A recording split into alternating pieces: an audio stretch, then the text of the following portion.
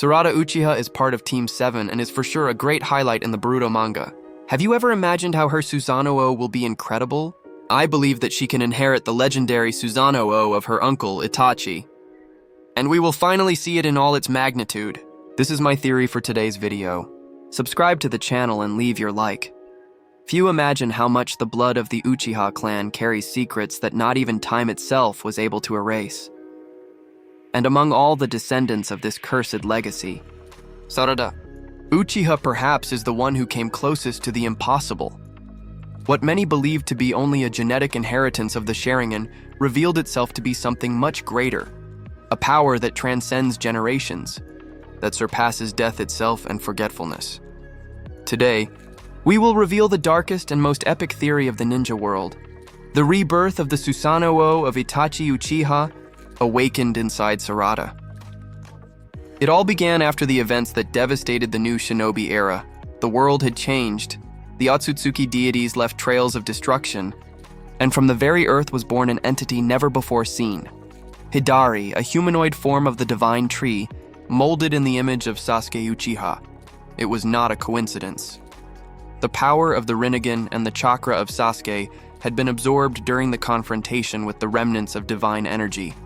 And the tree, by assimilating his DNA, recreated the essence of Sasuke himself, but without soul, without compassion, only a monstrous and cold copy, moved by the instinct of devouring all the chakra of the earth. For Sarada, that was the deepest wound of her life, to fight against something that carried the face of her father. And at the same time was not him, but it was the destiny of the Uchihas, to fight against the reflection of themselves. After discovering Hidari's plan, which consisted of absorbing all the remaining doujutsu bearers to evolve into a new divinity, Sarada isolated herself. She knew that her power until then would not be enough. Her newly awakened Mangekyou still consumed too much of her vision, and even with all the training inherited from Sasuke, she could not touch the divine energy of the enemy. Then she began to have visions, strange dreams wrapped in red mist. In them, a figure appeared in silence, a man with deep, serene eyes, but with a presence so intense that the very air around became heavy. He did not say his name, but Sarada knew.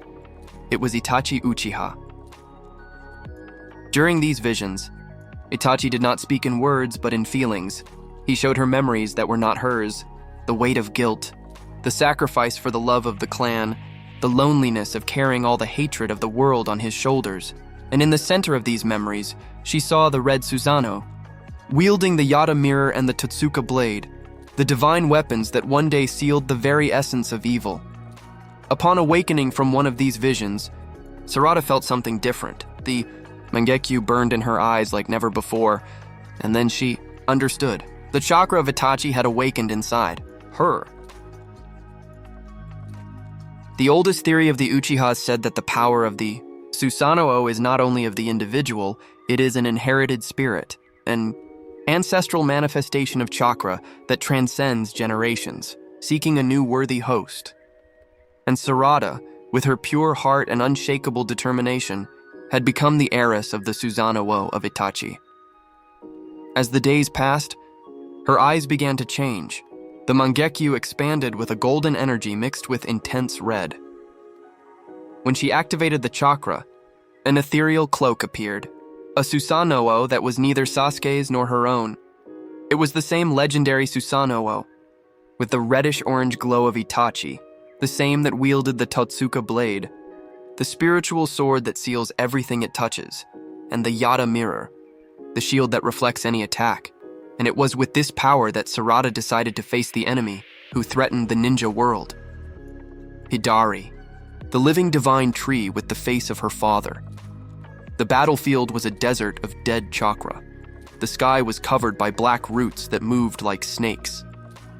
Hidari floated above the ground, with the eyes of Rinnegan and Sharingan shining in synchrony. He looked at Sarada and said, with the voice identical to Sasuke's, "You do not have the right to exist. The Uchiha power belongs only to the gods." But Sarada did not retreat. She raised her eyes and activated the Mangekyou. The red chakra rose in spirals of energy. And then, with a scream, Itachi's Susano'o was reborn. The colossal figure rose behind her, golden and red, brandishing the Totsuka blade in one hand and the Yata mirror in the other. The air vibrated, and even Hidari himself hesitated. At that instant, it was as if the very spirit of Itachi were there, protecting his descendant. The battle that followed was one of the most intense of the post-Otsutsuki era. Hidari manipulated roots that absorbed chakra, and each of his strikes had the strength to open craters in the ground. But Sarada resisted. The Yata mirror deflected and reflected elemental attacks, and each strike of the Totsuka sealed pieces of the body of the divine tree. Even so, the price was high. Sarada's body began to bleed, and the chakra that sustained the Susano'o drained her life little by little. Her eyes burned, veins on her face pulsed with pain, but she continued. "I will not let my father's name be used by a monster," she said. While the Susanoo crumbled into fragments, Hidari laughed. Raising a black sphere of divine chakra, the pure power of the sacred tree, it was the end. But in the last instant, Sarada remembered Itachi's vision, the serene smile and the voice that echoed in her mind. True strength is not born from hatred, but from the choice to protect.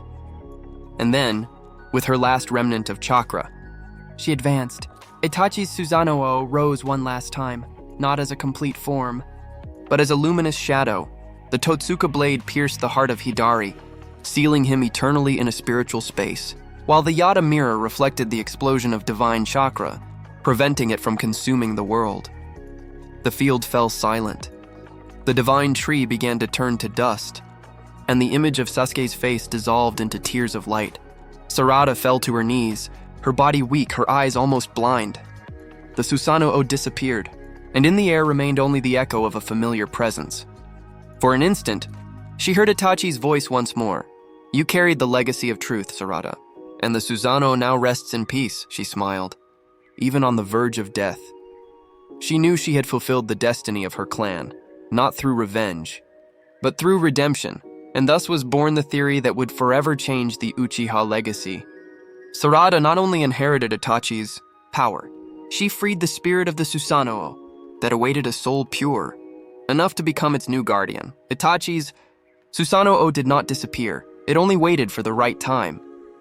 To be reborn through Sarada Uchiha, the final flame of the pride of the Uchiha clan. That was a theory that I loved to make for this video. Subscribe to the channel and leave your like to support me. See you in the next video. Bye!